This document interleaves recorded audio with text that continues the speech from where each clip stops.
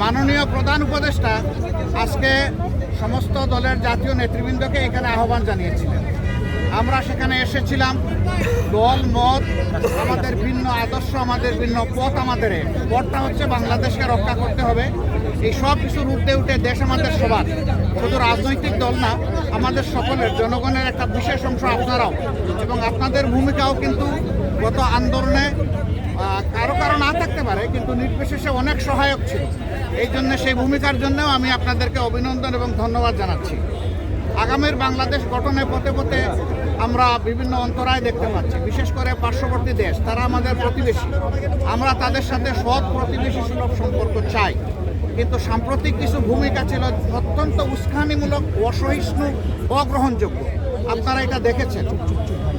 মিথ্যা তথ্যের উপর নির্ভর করে বাংলাদেশকে কলুষিত করার জন্য, এই সরকার এবং জনগণকে ব্যর্থ করার জন্য তারা দুনিয়ার বিভিন্ন জায়গায় অপপ্রয়াস চালাচ্ছেন এবং অপপ্রচার চালাচ্ছেন। আমরা এগুলার নিন্দা জানিয়েছি সকলের সম্মিলিতভাবে। আমরা একটা জায়গায় সবাই আমরা একমত হয়েছি যে আমাদের স্বাধীনতা সার্বভৌমত্বের ব্যাপারে কোনো ছাড় নয়। এখানে আমরা সিমেন্টেড থাকব, যেমন অতীতে ছিলাম, যেমন সম্প্রতি 5 অগাস্টে এই 24 সালে আমরা ছিলাম, এইটাই আমাদের অব্যাহত থাকবে।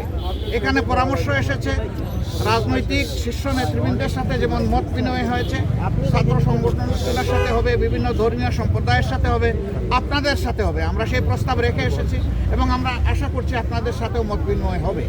এই সমস্ত অংশীজনদের সাথে মত বিনিময়ের পরে একটা জাতীয় ঘোষণা আসবে সরকারের পক্ষ থেকে। আমরা সেই ঘোষণার অপেক্ষায় থাকব এবং এই ক্ষেত্রে আমাদের যার যা প্রয়োজনীয় পরামর্শ আমরা সেটা দিয়ে সরকারকে সহযোগিতা করব।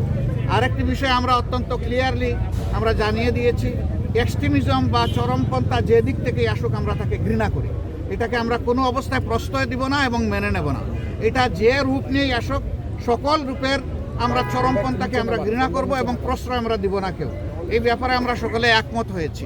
আরও অনেকগুলো বিষয়ের কথা হয়েছে।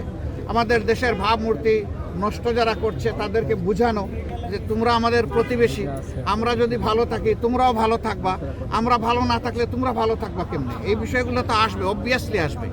তো সেই বিষয়গুলো নিয়েও আলোচনা হয়েছে। আমরা আশা করছি জাতি ঐক্যবদ্ধভাবে ইনশাআল্লাহ আগামী দিনের সকল চ্যালেঞ্জ মোকাবেলা করে আমরা চূড়ান্ত সফলতার দিকে এগিয়ে যাব। চূড়ান্ত সফলতা অর্জন না হওয়া পর্যন্ত আমাদের ঐক্য অটুট এবং মজবুত থাকবে। চূড়ান্ত সফলতা এসে যাওয়ার পরেও প্রিয় দেশের জন্য আমরা ঐক্যবদ্ধ থাকব। শিয়া বাটার ও ভিটামিন ই সমৃদ্ধ lily glam beauty soap. Lily, always beautiful.